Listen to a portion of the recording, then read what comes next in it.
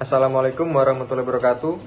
Saya Doni Babis Priambodo, NIM 18 081 020 1004. Di sini saya akan menjelaskan BMC atau Business Model Canvas untuk pemenuhan tugas ujian tengah semester mata kuliah kewirausahaan kelas B.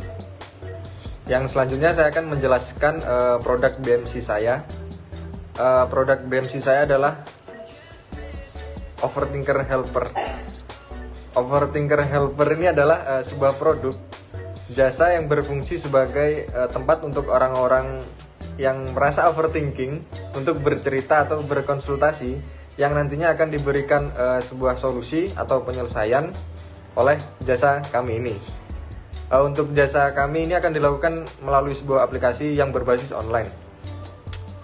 Kemudian ide ini saya peroleh dari pengalaman pribadi saya, di mana overthinking itu sempat menjadi tren di sosial media seperti Instagram dan Twitter.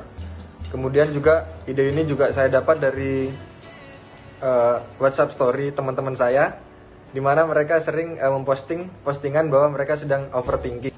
Untuk tagline dari produk jasa saya adalah thinking is good but overthinking is not good.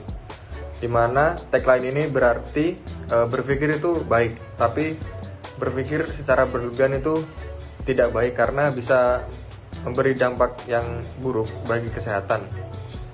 Seperti orang itu bisa menjadi stres atau nafsu makan bisa terganggu karena berpikir yang berlebihan.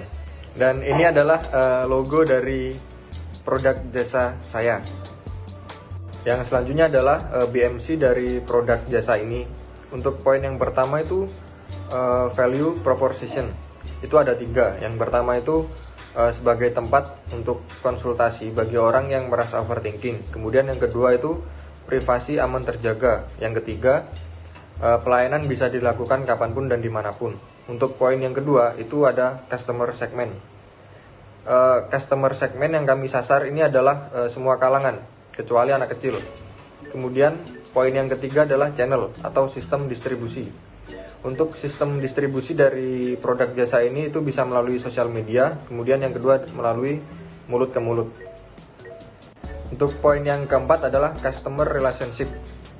Untuk menjaga hubungan perusahaan dengan konsumen, kami bisa melalui sosial media, kemudian kami juga menyediakan membership.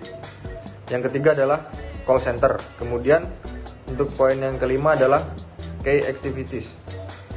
Ada 3. Yang pertama itu promosi, kemudian yang kedua pelayanan jasa melalui aplikasi, kemudian yang ketiga adalah research atau penelitian. Untuk poin yang keenam adalah key resources.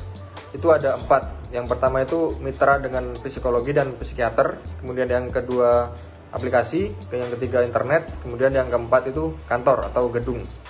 Untuk poin yang ketujuh adalah key partner. Untuk partner perusahaan kita ada 4. Yang pertama itu ada psikolog, kemudian yang kedua psikiater, yang ketiga jasa penyedia aplikasi, kemudian yang keempat adalah perusahaan penyedia jasa internet. Kemudian poin yang ke-8 adalah cost structure. Di sini ada 5, yaitu yang pertama biaya untuk perawatan aplikasi, kemudian yang kedua biaya marketing, yang ketiga biaya untuk mitra psikolog dan psikiater, kemudian yang keempat biaya internet, kemudian yang kelima adalah biaya untuk sewa kantor atau gedung. Untuk poin yang ke-9 adalah revenue stream atau aliran pendapatan. Untuk aliran pendapatan ini bisa saya dapat dari keuntungan dari pelayanan jasa aplikasi kami yang berbayar. Yang selanjutnya saya akan menjelaskan poin pertama tadi ya, yaitu value proposition. Yang pertama adalah sebagai tempat konsultasi bagi orang yang merasa overthinking. Aplikasi ini bisa dijadikan tempat bagi orang-orang yang ingin mencari solusi atau penyelesaian masalah yang menyebabkan mereka itu berpikir secara berlebihan atau overthinking. Berbagai masalah bisa dibicarakan dalam jasa Overthinker Helper ini, seperti masalah pekerjaan, masalah dalam hal pendidikan, masalah pribadi, dan bahkan masalah yang paling sering dialami oleh remaja saat ini, yaitu masalah percintaan. Kemudian yang kedua, privasi aman terjaga. semua hal yang diceritakan atau di-share oleh calon konsumen akan dijaga privasinya dengan baik. Karena privasi konsumen ini menjadi hal yang terpenting, dan hal ini bisa digunakan untuk membangun kepercayaan calon konsumen terhadap bisnis overthinker helper ini. Yang ketiga adalah pelayanan bisa dilakukan kapanpun dan dimanapun. Pelayanan jasa overthinker helper ini bisa dilakukan kapanpun dan dimanapun karena jasa ini dilakukan dengan menggunakan aplikasi sehingga memudahkan konsumen untuk menikmati jasa pelayanan bisnis ini. Untuk poin yang kedua adalah customer segment. Untuk segmen konsumen yang kami sasar adalah semua kalangan.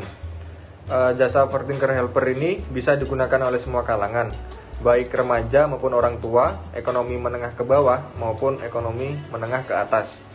Karena kondisi overthinking itu tentu pernah dirasakan oleh siapapun, kecuali anak kecil, karena mungkin anak kecil itu belum merasa membutuhkan jasa seperti ini. Untuk poin yang ketiga adalah channel atau sistem distribusi. Kita melakukan dua sistem distribusi, yaitu yang pertama melalui sosial media. Untuk media promosi melalui sosial media ini kami menggunakan beberapa akun di sosial media seperti Facebook, Instagram, dan Twitter. Kemudian sistem distribusi yang kedua itu bisa melalui mulut ke mulut. Promosi ini bisa dilakukan melalui media mulut ke mulut dari konsumen yang sudah merasakan pelayanan jasa dari kami dan sudah ada kepercayaan terhadap jasa kami, yang kemudian bisa menyarankan produk kami ini ke calon konsumen yang lain. Poin yang keempat adalah customer relationship. Yang pertama itu melalui sosial media.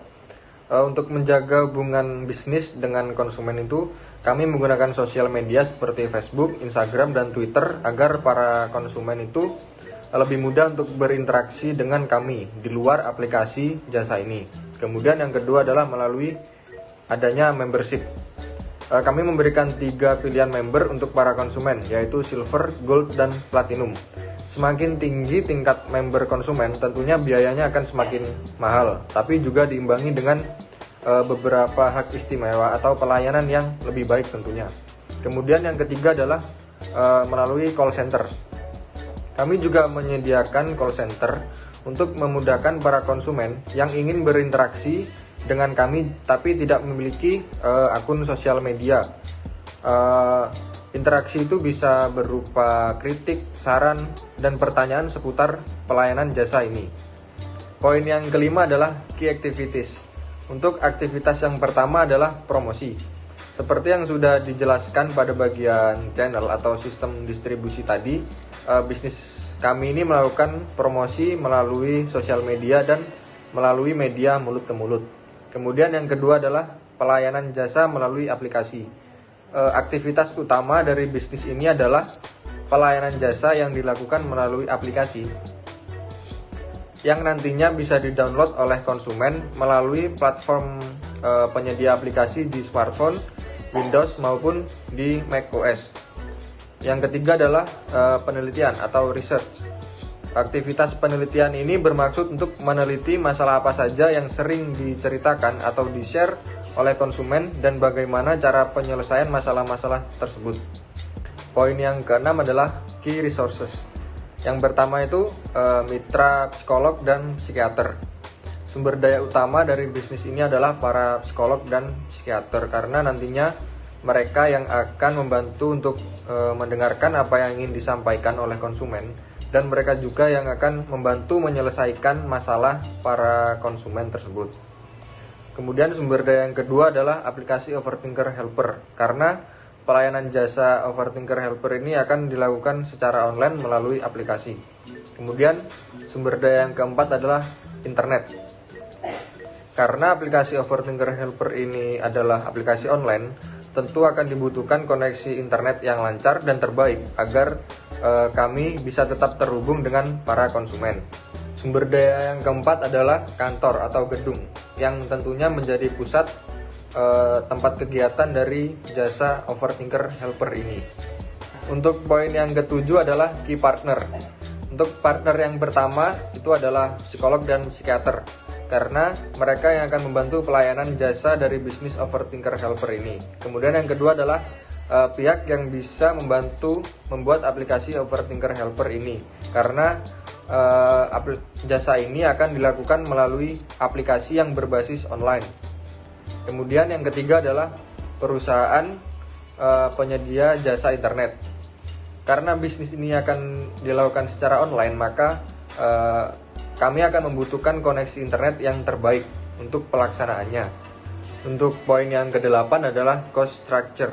Yang pertama itu adalah biaya untuk perawatan aplikasi. Untuk pembuatan aplikasi tentunya membutuhkan biaya yang cukup tinggi, karena di sini kami akan bekerja sama dengan penyedia jasa pembuat aplikasi yang profesional, sehingga kami bisa mendapatkan aplikasi yang terbaik dan selalu terupdate. Kemudian biaya yang kedua adalah biaya dengan mitra psikolog atau psikiater. Di sini kami akan bekerja sama dengan beberapa psikolog dan psikiater yang terbaik tentunya, sehingga para konsumen itu bisa memilih dengan siapa nanti dia akan berkonsultasi. Kemudian biaya yang ketiga adalah biaya untuk marketing. Di sini untuk marketing kami melalui sosial media. Kami akan membuat seperti poster atau video yang tentunya akan melibatkan desainer yang nantinya akan memerlukan biaya untuk pembuatan poster atau video tersebut. Kemudian yang keempat adalah biaya untuk internet. Karena aplikasi ini dijalankan dengan basis online, maka kita memerlukan koneksi yang lancar untuk pelaksanaan jasa ini. Kemudian yang terakhir adalah untuk biaya sewa tempat. Biaya sewa tempat ini ditujukan untuk kantor atau gedung sebagai tempat kegiatan utama dari jasa overthinker helper ini. Untuk poin yang ke-9 adalah revenue stream atau aliran pendapatan. Untuk aliran pendapatan di sini kami bisa dapat dari keuntungan dari pelayanan jasa overthinker helper yang berbayar. Di sini kami juga menyediakan membership yang kami tawarkan kepada konsumen. Ada 3 pilihan, yaitu silver, gold, dan platinum. Dan setiap paket membership ini memiliki harga yang berbeda di setiap tingkatannya, dan juga memiliki fasilitas atau prioritas yang berbeda juga di setiap tingkatannya. Terima kasih. Sekian penjelasan BMC dari produk saya. Kurang lebihnya mohon maaf. Assalamualaikum warahmatullahi wabarakatuh.